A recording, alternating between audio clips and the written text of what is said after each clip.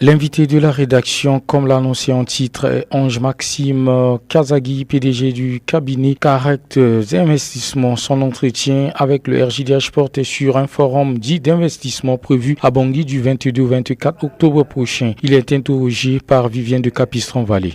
Ange-Maxime Kazagui, bonjour. Bonjour, monsieur. Le cabinet Carrect Investissement prévoit un forum sur les investissements et le partenariat. Que tu peux savoir des objectifs recherchés de ce forum?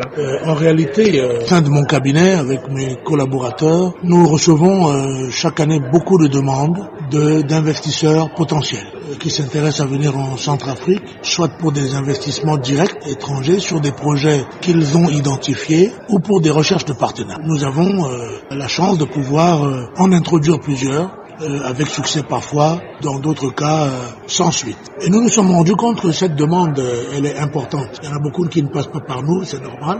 Et nous avons pensé que de mettre en place un forum pour l'investissement aiderait les investisseurs potentiels à venir dans un cadre sécurisé, n'est-ce pas, d'un forum dans lequel il y a les autorités publiques pour faire leurs recherches d'investissement. Par ailleurs, nous nous sommes rendus compte qu'il y a aussi beaucoup de sociétés qui cherchent des partenariats en Centrafrique. Et inversement, beaucoup de sociétés centrafricaines qui cherchent à être accompagnées par des partenaires extérieurs. Eh bien, nous avons pensé qu'il fallait mettre les deux choses ensemble. Un forum pour l'investissement, pour les investisseurs qui cherchent des projets, qui veulent rencontrer les autorités, négocier leur investissement, et pour les partenariats, pour mettre ensemble des gens qui, de l'un des côtés, c'est-à-dire l'extérieur, l'étranger, et ici chez nous à l'intérieur. Le forum que vous prévoyez intervient dans un contexte de raréfaction de l'aide publique internationale. Êtes-vous convaincu que la mobilisation financière nécessaire sera faite? En réalité, l'aide publique au développement, ce n'est pas ce qui nous intéresse dans ce forum. En réalité, ici, il s'agit pour nous de faire appel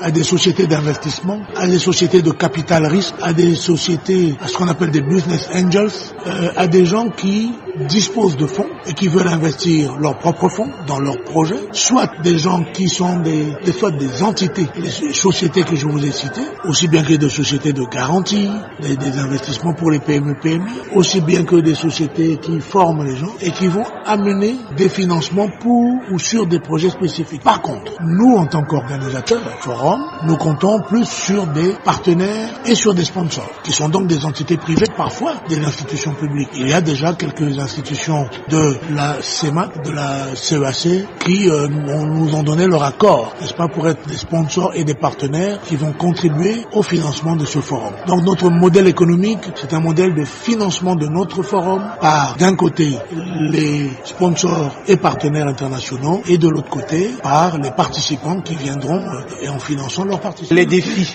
que rencontrent souvent les PME et PMI en Centrafrique, souvent, sont liés à la capacité technique et en termes de mobilisation financière. Que prévoit ce forum dans ce sens? Votre question est bienvenue et bien posée, parce qu'en réalité, c'est de cela qu'il s'agit. Pendant ces 4 jours, nous aurons des intervenants qui vont parler des nouveaux outils pour le financement des TPE, toutes petites entreprises, que les banques classiques ne sont pas organisées à financer, par exemple. Ou alors d'autres pour des très grands financements qui nécessitent des garanties spécifiques. Il y a des gens qui viendront présenter leur structure ou ce type de financement qui existe. D'autres viendront pour expliquer comment faire en sorte de convaincre des financeurs pour leurs projets ou de convaincre des partenaires. Il y aura des prises de parole en salle, il y aura des réunions en B2B, il y aura en tout cas plusieurs types de rencontres qui vont vraiment permettre à ce que les partenaires, les sociétés centrafricaines, les startups centrafricaines, les PME centrafricaines, eh bien, puissent non seulement trouver des partenaires, mais savoir quoi faire et savoir comment présenter leur. Parce qu'effectivement, vous l'avez bien dit, leurs besoins ne sont pas seulement des besoins financiers, mais parfois des besoins techniques et financiers. Donc, des recherches de partenaires techniques et ou